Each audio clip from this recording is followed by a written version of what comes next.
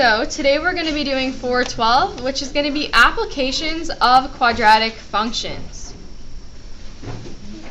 So we're going to start with geometry applications. But I'm actually going to start with number 2 instead of number 1 because it's easier and I don't want to scare you away too soon. Okay? So we're talking about a rectangle. So the first thing I'm going to do is I'm going to draw a picture of a rectangle. It doesn't need to be perfect, it's just for reference purposes, okay? So, the length of the rectangle is 6 meters less than its width. So, whatever one we're talking about in reference of, you see how we're talking about length in reference of width, is the one that we're going to call x. So width, we're going to call by the letter x. Because we're talking about length in terms of width, okay? Now, the way we're going to find length is we're going to look at what the description says in terms of width. It says the length is 6 meters less than its width. So how could I represent that algebraically? 6x. X minus 6, very good. X minus 6. So that means that this is going to be x, and this is going to be x minus 6. It doesn't matter which one is length and which one is width. That is just based on perception of how you're looking at it. Yeah? So this is kind of related to the question that we're working on right now, but what is the application for imaginary numbers in real life? All right, so moving on from there, we're going to go ahead and set up our area. So area is equal to what? That's volume. Length times width. Good, length times width. So that's going to be the length times the width. It doesn't matter which is which because, like I said, multiplication is equal to the area, which is 27. So does everyone understand that setup so far? Looks simple. This one? So what are we going to do with that x? Distribute it. Good, distribute it. And then what are we going to do with the 27? We have to get it into... Subtract it. Good, we're going to subtract it on both sides to get it into standard form, right? So that's going to give me x squared minus 6x minus 27 is equal to 0. So now is our quadratic in standard form. So now we're going to factor it into two binomials. So what are some factors of negative 27? 9. Good, negative 9 and 3, positive 3. positive 3. So that means that I would set each of these equal to 0. And then what would I do to solve it? 9 minus 9 equals 0. Negative 3 plus 3 equals 0. Not quite. You add 9 to both sides and you get x equals 9. And over here I subtract 3 on both sides and I get x equals negative 3. So with quadratics you're going to end up with two solutions oftentimes. Only one of these is actually relevant to our situation. Can we have negative dimensions in real life? So we reject this and we call this an extraneous solution. There's not a lot of vocabulary. Most of your stuff in this class is application based. But that is a vocabulary term you do need to know. Extraneous solution is a solution that mathematically works, but in terms of the actual situation, it does not. Okay? So, from here, we're going to identify that x is 9, which tells us that our width is 9, right? So if our width is 9, what's the length?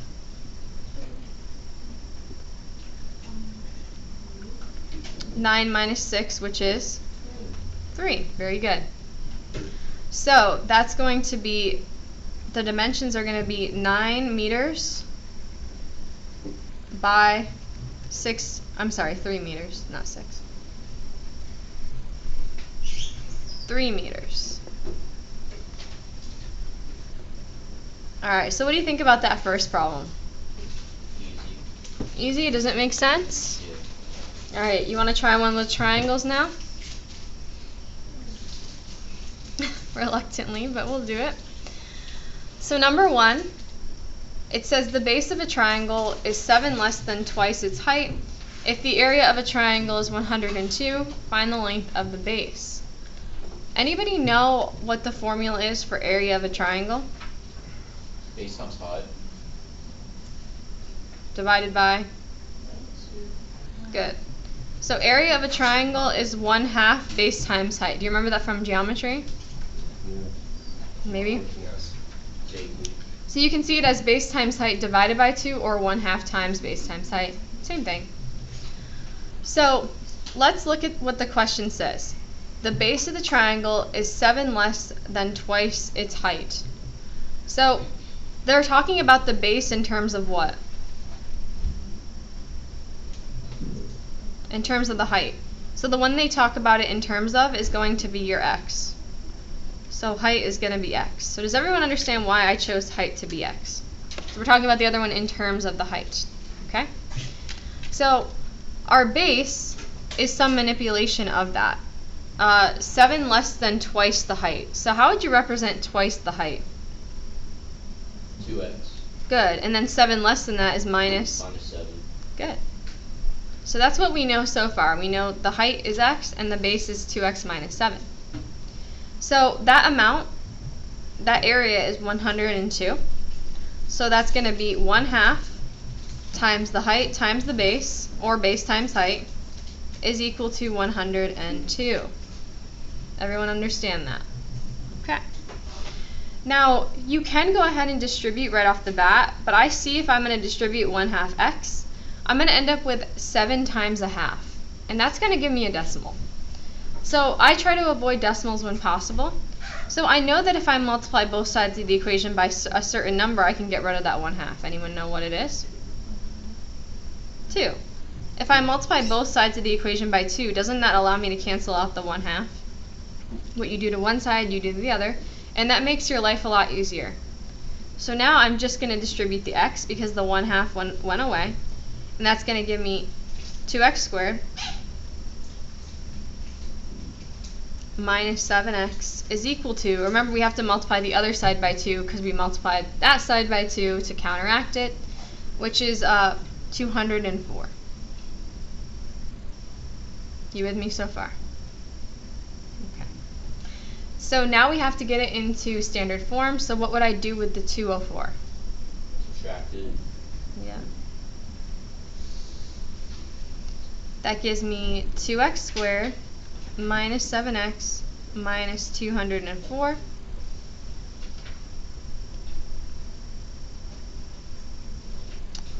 And then, is there a GCF? No. No. Do you remember the AC method? We're going to use that here. Multiply by the 2. We're looking for factors of 408 that add up to -7. And that will take a while, so I'm just going to tell you that they are -24 and +17. So those two numbers would multiply to give me -408, but will add up to -7. Okay? And you can also use the quadratic formula if you prefer that over AC method. You know, we learned the quadratic formula yesterday. Now, what would I then divide by? 2. That gives me x minus 12. And then since this doesn't divide, I bring the 2 back in front. That's 2x plus 17. So now that we've factored it, we're going to set each of these equal to what? 0. Good. And then just solve them. Now, once you start getting the hang of this, you're going to notice this comes out to be 12, and then no matter what do you notice is going to happen in this solving? Am I going to get a negative x over here when I solve this? Yes. Yeah, so if I subtract 17 on both sides, I get 2x equals -17, which comes out to be x is equal to -8.5, right? So what do I know about negative numbers when I'm doing real life problems? They don't exist. They get rejected, right? Yeah. So I have the value of 12. 12 is my height, right? But they want to know the length of the base. So how can I use the information I found for height to find the base? Plug it in. Very good. 2 times 12 minus 7. And that comes out to be 17 centimeters. Hi. We're on 412. Oh, okay. So we're on 412. All right, so what does everybody think about number 1? Did you understand the procedures? Yeah? Okay.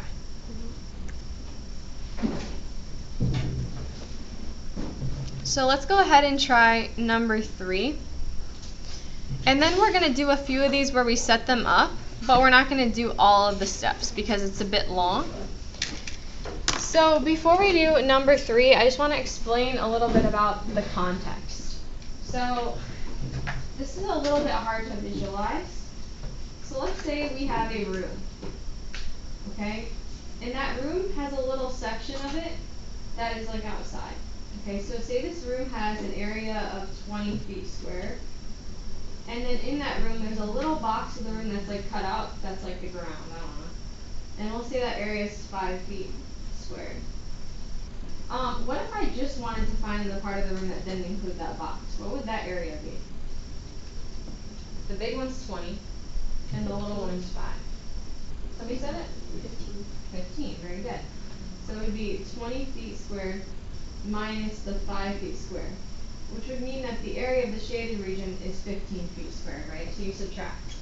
We're going to use that same understanding to find this area. So we're going to do the area of the big one minus the area of the small one. Does everybody understand that? Okay. So let's go ahead and try it.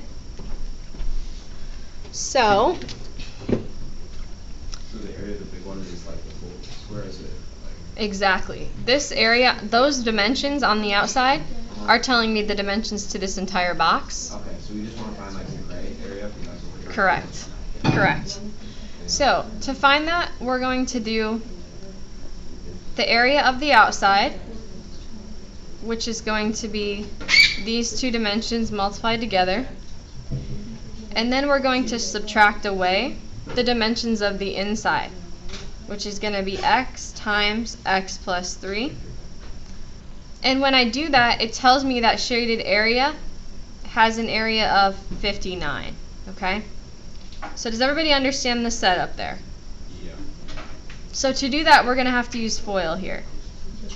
That's 2x squared minus x plus 12x minus 1 minus x squared minus 3x is equal to 59. So I just distributed, and then now I have to combine what? Like terms. Like terms. So I have some like terms here. I have some like terms here. So I'm going to just combine all of those. That's going to give me x squared. And then negative 1x plus 12 is 11x. 11x minus 3x is positive 8x. And then minus 6, because there was no like terms on that side to combine with. And then we get to this stage. Now from here, how can we get this into standard form? Plus this. Oh, subtract 59. Good. If I subtract 59 on both sides, this cancels out and leaves me with x squared plus 8x minus 65 is equal to 0. And then these should be able to be factored into two binomials, right? So any ideas of factors of negative 65? You're right, 5 and 13. 13. Very good. Positive 13 and negative 5. So yeah, it's always a good idea to, you see that it ends with a 5, it's going to be divisible by 5. So that's always a good one to try. And then I'm going to set each of these equal to what? 0. Good. Which one's going to give me a positive value here? Good. So x is equal to 5, but that's not what the question asked. It says the dimensions of the outside rectangle. So then what am I going to do with that information that I just got? Plug it in. What's 5 plus 6? Good.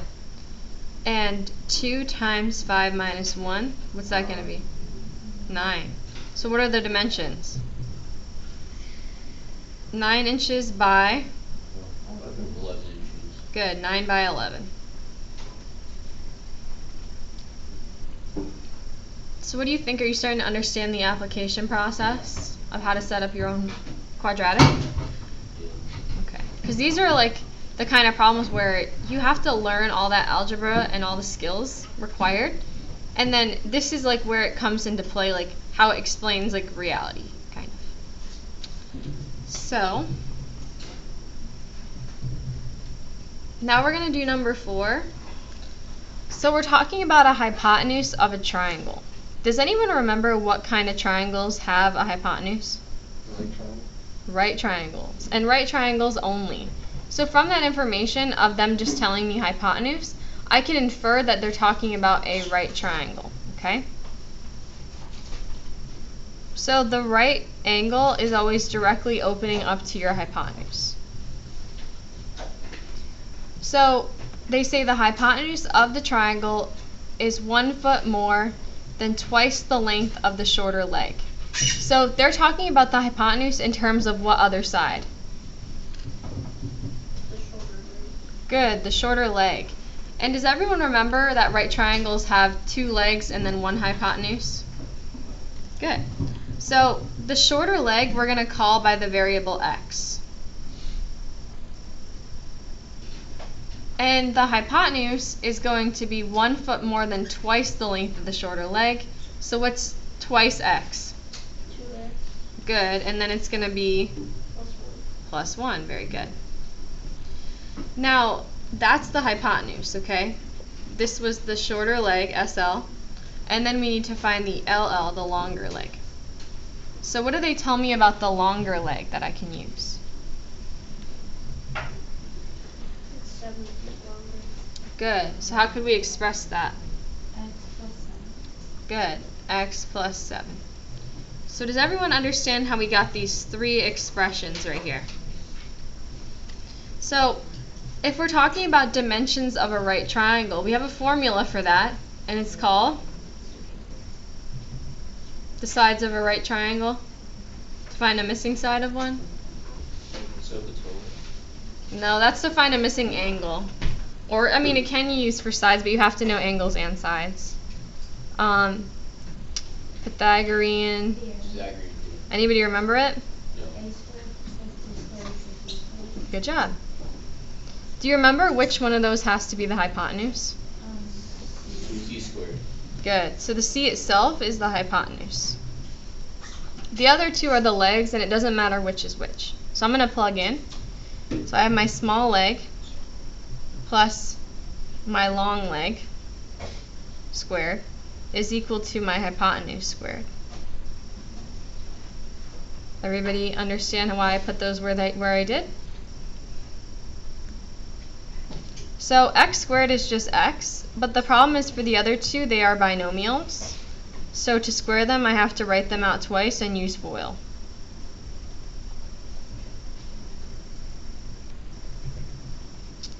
So I'm going to FOIL. That gives me x plus x squared plus 7x plus 7x plus 49 is equal to 4x squared plus 2x plus 2x plus 1. Now we are just going to CLT, combine like terms on each side. That's not with anything though. These 2. So that's going to give me 2x squared plus 14x plus 49 is equal to 4x squared plus 4x plus 1. So it's a lot of steps, but are you able to follow them? Yes. So now, to get this into quadratic standard form, I need to get all the terms to one side. So I'm going to move everything over to the right side. And that's because I want to avoid a negative x squared. So I'm going to subtract the x squared over. I'm going to subtract the negative, or the 14x over. And then I'm going to subtract the 49 over. And I do that to bring everything over, so I have 0 equals, which is what we need to have quadratic standard form. What is 4x squared minus 2x squared? 2x squared. Good. 4x minus 14x? Negative 10x. Good. And 1 minus 49? Negative 48. Negative 48. Now, what can I factor out of this right here? 2. Good.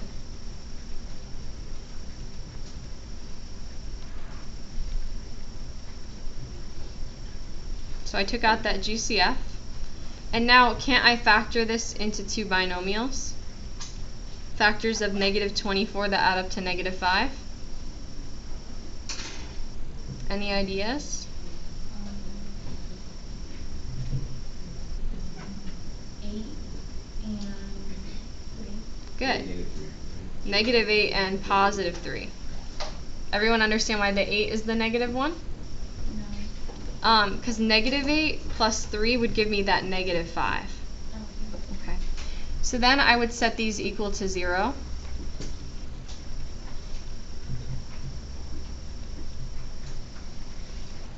And then this one gets rejected. This one is x equals 8, and this one's x equals negative 3. So which other one is going to get rejected here? Negative 3. Good, because it's negative. So this right here is x. And now after all that math, we need to figure out what x even was to begin with. What did x represent earlier? The short leg. Good. X represented the short leg, right? So that means that this side is 8. What was the dimensions of the long leg? X plus 7. Good. So that would give me what value? 15. 15. And the hypotenuse was 2x plus 1. So if I plug in x, that's going to give me 2 times 8 plus 1. Good. So that's how you find the dimensions of the triangle. So I know it's a lot of work. Bathroom? Oh, yeah, sure. Yeah, it's just hard because I can't fit it all on one screen anymore. Just let's go down. Yes. Yeah. So yeah, there are a lot of steps.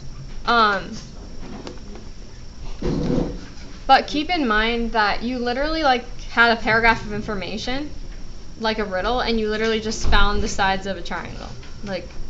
It's actually pretty cool if you think about it, you know?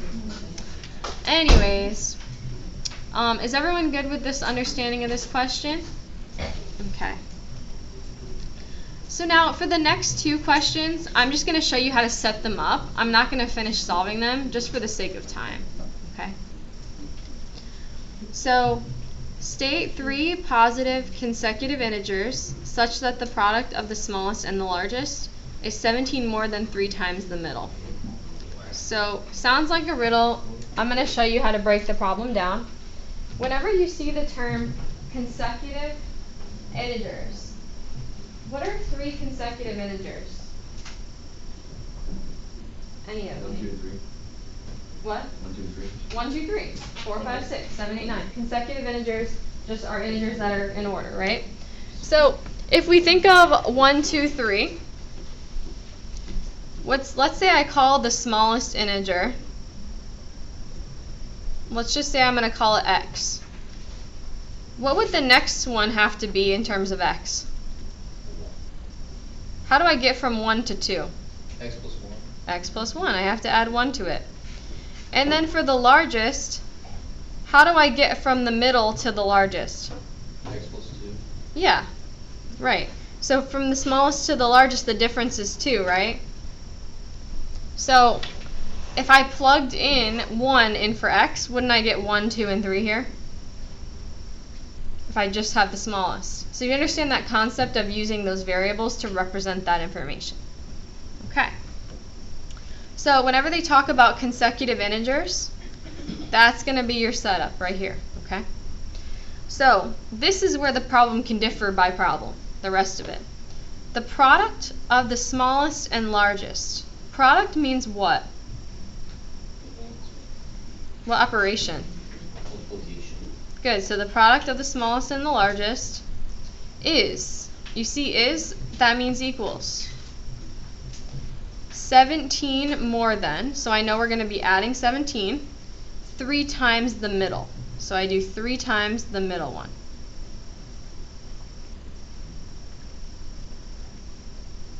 So do you understand the setup of this so far? So we're not going to solve this one for the sake of time. You would distribute, get everything to one side, factor, use quadratic formula, whatever it may be. But we don't have a lot of time, so I want to make sure you have some time for homework. So we're going to just set it up for that one. Okay? So the product of 2 positive consecutive even integers. I want to talk about what that means. What are 3 or 2 consecutive even integers? 2 and 4 or 6. Yeah, like 2 and 4, right? So the difference between consecutive even integers is that instead of adding 1, you're actually adding what? 2. Good. So if we call the smaller by the value x, you're going to notice that you're always going to have one that's going to be x, and the other ones are manipulations of that. Then the larger is going to be x plus 2, right? That's how you would get to the next positive even consecutive integer. So the product of those two things is equal to what? 80. Now you can go ahead and solve this, distribute, bring the 80 over, factor. But this one you can probably just do by guess and check, because this one's pretty easy. What 2 numbers can multiply to give you 80? 8 and 10. And aren't they consecutive integers? Consecutive even integers, right? So it would be 8 and 10. But you can also do it algebraically, so if you solve this for x, you will also get 8 and 10. Alright. And now the last important one I have to talk to you about is projectile motion. So do you remember, does anyone remember this from Algebra 1? Or physics? Or whatever? No? Yeah, I think it's like, I don't even remember. So the difference between how we do math and physics and math and algebra is a lot of our stuff we derive formulas. In physics you will just utilize them. So it's a little bit different, but it's the same idea. So let's talk about what projectile motion is. So projectile motion is represented by a quadratic that's upside down, a value that is negative, and it has a y-intercept. The y-intercept tells you where your object started at. So this is like if you started off a 50-foot building, if you started off a 10-foot platform, that's where your object doesn't start on the ground if you have a y-intercept. If your y-intercept's 0, that means your object started on the ground and ended on the ground. Now the vertex tells you the maximum height and the time of the maximum height. So the x-coordinate of your vertex, or the x value of your coordinate of the vertex, is going to be the time at which your maximum occurred, and the y value is going to be the maximum height itself. And then lastly, the 0 tells you how long the object in the air and when it reaches the ground. Okay, so if you use this little chart for any problem, you can figure out what you need to find. Okay, so keep this in mind. This chart's going to be really helpful, and it might be helpful on your quiz on Tuesday as well. So let's go ahead and try it out. So a soccer ball is kicked from the ground with an initial upward velocity of 90 feet per second. The equation h of t is equal to negative 16t squared plus 90t gives the height h of t of the ball after t seconds. So when you're looking at this picture, the x-axis is time and your y-axis is height. So your height is dependent on time, right? How high your ball goes is based on how long it is in the air, right? So time is the independent variable.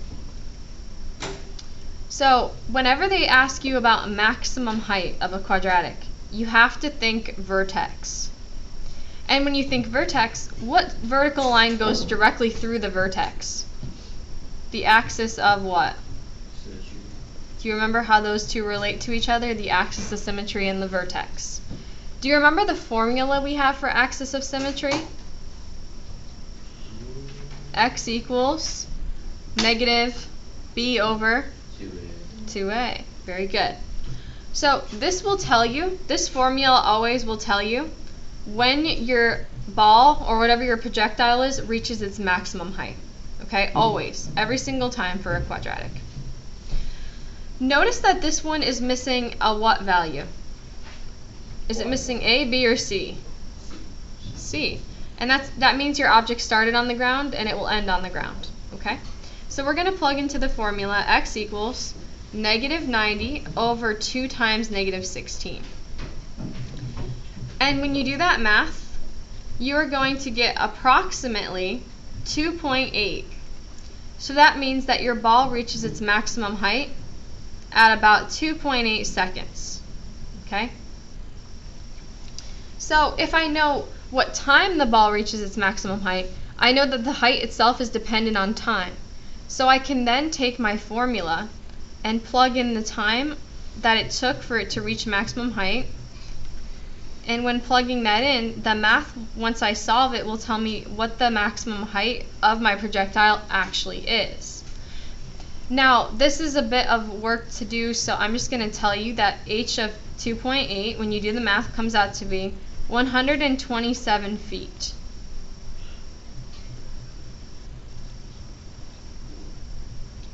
So your ball goes up to 127 feet, and it takes 2.8 seconds to get there. So whoever's kicking this is pretty strong, because that's pretty intense to do that. 127 feet in the air is pretty high. So now we're going to talk about domain and range. Now it helps for me to understand it as domain represents the time and range represents the height. Now conceptually, domain and range tell us how wide your function can go, so basically from what time to what time your ball is in the air, and range tells you from how low to how high your function goes. So what's the least amount of time that you can have for a projectile? 0. Good. So if you started a stopwatch, you would start from 0 to however long. If you were to start a watch, your friend kicked the ball in the air, you stop it when they reach the ground. That would be starting from 0 to whenever it reaches the ground on the other side. Now the end of your domain occurs when your ball hits the ground again. And your ball hits the ground again when your height reaches what?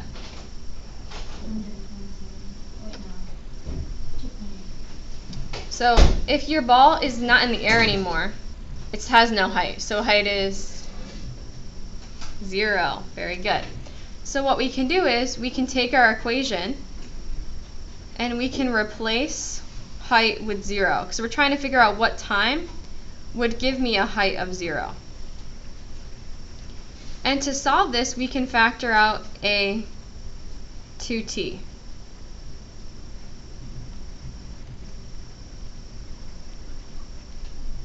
So this whole thing is equal to 0.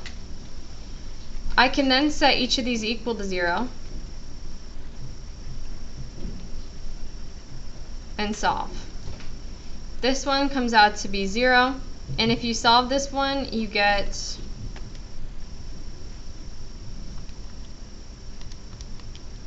about 5.6. So your ball reaches the ground in 5.6 seconds. So it goes up and then hits the ground, okay?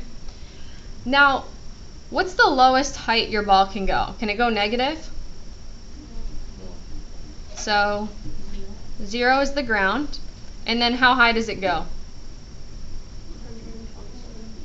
Good, 127 feet. So that's my range. And then state when the ball will hit the ground. So, the ball will hit the ground when my height is 0, which we found here. So, that hits the ground at 5.6 seconds.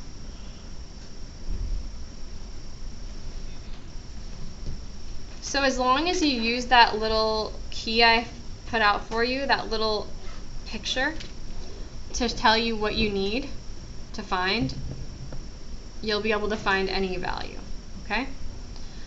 So, I know that's a lot, so for homework, I'm going to